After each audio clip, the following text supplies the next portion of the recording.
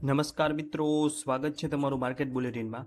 આજે તારીખ છે 22 અને આવતીકાલે તારીખ છે 23। તો 23 તારીખથી 3 મેઇન મોડ આઈપીઓ શરૂ થાય છે, જેમાં આજે આપણે વાત કરશું પ્રથમ આઈપીઓની કે લોહિયા કોર્પોરેશન લિમિટેડના આઈપીઓ વિશે। તમારા માટે લઈને આવ્યા છે તમામ જાણવા જેવી વિગતવાર માહિતી, એ પણ આપણી ગુજરાતી ભાષામાં। તો ચલો વધુ વાત ન કરતા શરૂઆત કરીએ કંપનીના વ્યવસાય વિશે। પણ તે પહેલા તમે ચેનલને સબસ્ક્રાઇબ ન કરીએ તો ખાસ સબસ્ક્રાઇબ કરી લેજો, અને આવા જ તમામ મહત્વના આઈપીઓના અપડેટ મેળવવા માટે ખાસ બેલ આઇકોન પ્રેસ કરી દેજો। સૌપ્રથમ વાત કરીએ કંપનીના વ્યવસાયની, તો લોહિયા કોર્પોરેશન લિમિટેડ મુખ્યત્વે પ્લાસ્ટિકના કોથળા, બોરીઓ અને મજબૂત કાપડ, જેને રાફિયા કહેવાય છે, એ બનાવવા માટેના મશીનો અને સાધનો ઉત્પાદિત કરતી દુનિયાની જાણીતી કંપની છે। સરળ ભાષામાં કહીએ તો કંપની પોતે પ્લાસ્ટિકની બોરીઓ નથી બનાવતી, પરંતુ તે બોરીઓ બનાવવા માટે વપરાતી આખી પ્લાન્ટ મશીનરી તૈયાર કરે છે। કંપની પ્લાસ્ટિકના દાણામાંથી પટ્ટીઓ એટલે કે ટેપ બનાવવાના મશીનથી લઈને તે પટ્ટીઓમાંથી કાપડ વણવાના મશીન, કાપડ ઉપર કોટિંગ, લેમિનેશન અને પ્રિન્ટિંગ, કટિંગ અને પ્લાસ્ટિક રિસાયકલિંગ કરવા સુધીના તમામ મશીન કન્સેપ્ટથી કમિશનિંગ સુધી પૂરા પાડે છે। આ મશીનો દ્વારા બનેલી બોરીઓ અને કાપડનો ઉપયોગ સિમેન્ટ, ખાતર, કેમિકલ, અનાજ અને શાકભાજીના પેકિંગમાં તથા તાડપત્રી, તળાવના પ્લાસ્ટિક અને ખેતી વિષયક કવર બનાવવામાં થાય છે। કંપની ભારત ઉપરાંત અમેરિકા અને ઇટાલીમાં પોતાની ફેક્ટરીઓ ધરાવે છે અને ભારતના મશીનરી માર્કેટમાં 40%થી વધુ હિસ્સા સાથે અગ્રેસર છે। મશીનો વેચવા ઉપરાંત કંપની પોતાના ગ્રાહકોના કર્મચારીઓના મશીનો ચલાવવાની તાલીમ આપવા માટે પોતાના ટ્રેનિંગ અને સંશોધન એટલે કે રિસર્ચ અને ડેવલપમેન્ટ સેન્ટરો ઉપર ચલાવે છે। હવે તમને લગભગ કંપનીના વ્યવસાય વિશે ખ્યાલ આવી ગયો હશે। વાત કરી આઈપીઓના ટાઈમ ટેબલની, તો 23 તારીખે શરૂ થશે, 27 તારીખે પૂરો થશે। ₹1ની ફેસ વેલ્યુ, ₹425નો ભાવ, કર્મચારીઓ માટે ₹40 પ્રતિ શેર ડિસ્કાઉન્ટ, 35 શેરની લોટ સાઇઝ અને 1101 કરોડનો પૂરેપૂરો ઓએફએસ। 22 તારીખે એન્કર બુક એટલે આજે રાત્રે એન્કર બુક આવશે। એન્કર બુકનો અપડેટ આવ્યા બાદ આપણે તરત જ ઇન્સ્ટાગ્રામમાં તેના વિશે અપડેટ આપશું, તો ઇન્સ્ટાગ્રામને ખાસ ફોલો કરી લેજો। વાત કરીએ કેટેગરીની, તો રિટેલર માટે 10% અનામત છે। 35 શેરની અરજી કરવાની રકમ થાય 14,875 અને 73,000 અરજીઓ રિટેલર માટે અનામત રાખવામાં આવેલી છે। સ્મોલ એચએનઆઈની વાત કરીએ તો 490 શેરની અરજી કરવાની થાય, રકમ થાય ₹2,08,250 અને તેના માટે 2626 અરજીઓ અનામત રાખવામાં આવેલી છે। બિગ એચએનઆઈ કોટામાં 2380 શેરની અરજી કરવાની, 10% અનામત છે, રકમ થાય ₹10,11,500, તેના માટે 5251 અરજીઓ અનામત રાખવામાં આવેલી છે। હવે જલ્દીથી વાત કરી લઈ પરિણામોની, તો 2025-26ની સરખામણી કંપની આપી છે કોન્સોલિડેટ।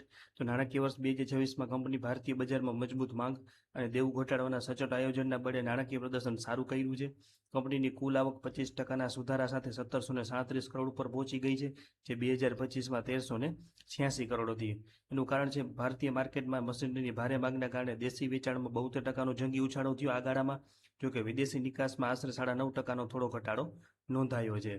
મશીનરીનું ઉત્પાદન વધતા કાચા માલનો ખર્ચ અને પ્રદર્શન પાછળનો માર્કેટિંગ ખર્ચ વધવાના લીધે કુલ ખર્ચમાં 19%નો વધારો થયો, પરંતુ સામે પક્ષે કંપનીએ પોતાનું કુલ દેવું 28% જેટલું ઘટાડી અને વ્યાજ ખર્ચમાં 17.5%ની મોટી બચત કરી અને નવા શ્રમ કાયદા કારણે 9.5 કરોડની એકી સાથે જોગવાઈ ચૂકવ્યા છતાં કંપનીનો ચોખ્ખો નફો 64%ના અસાધારણ ઉછાળા સાથે ₹193 કરોડ પહોંચી ગયો છે। ગયા વર્ષે 117.84 કરોડ હતો, જે તમે સ્ક્રીન ઉપર પણ જોઈ શકો છો। હવે વાત કરી લઈ કંપનીની 5 સારી અને 5 નબળી બાબતોની, કારણ કે આમાં ઓબ્જેક્ટ ઓફ ધ ઓફર તો કાંઈ છે નહીં, એટલે કે આઈપીઓ લાવવાનું મુખ્ય કારણ કોઈ છે નહીં, આ 100% ઓએફએસ છે। હવે વાત કરી લઈ સારી બાબતોની, તો કંપની માર્કેટ લીડર છે। બીજું છે કે ગ્લોબલ નેટવર્ક, સૌથી વધુ દેશોમાં કંપની મશીનોની નિકાસ અને વૈશ્વિક ઓળખ ધરાવે છે। ત્રીજું છે કે નાણાકીય વર્ષ 2026માં નફામાં 64%નો મોટો ઉછાળો નોંધાયો છે। ચોથું છે કે કંપનીએ પોતાનું કુલ દેવું 28% જેટલું ઓછું કર્યું છે। અને પાંચમું છે કે રિસર્ચ અને ડેવલપમેન્ટમાં 127થી વધુ પાસ થયેલી પેટન્ટ્સ કંપની પાસે આવેલી છે। વાત કરી નબળી બાબતોની, તો એક જ પ્રોડક્ટ ઉપર વધુ નિર્ભરતા છે, એટલે કે 88% આવક માત્ર એક જ મશીનરીમાંથી આવે છે। બીજું છે કે આઈપીઓ સંપૂર્ણપણે ઓએફએસ છે।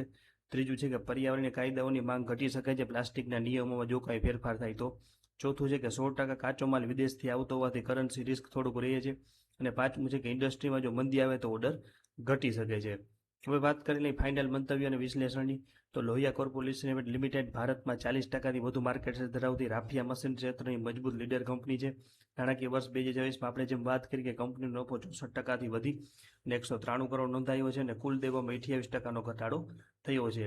23ના પી રેશિયો અને 73% જેટલા ઊંચા રિટર્ન ઓન નેટવર્થની સાથે કંપનીના ફંડામેન્ટલ મજબૂત દેખાય છે, પરંતુ આ સંપૂર્ણપણે 1101 કરોડ ઓએફએસ છે।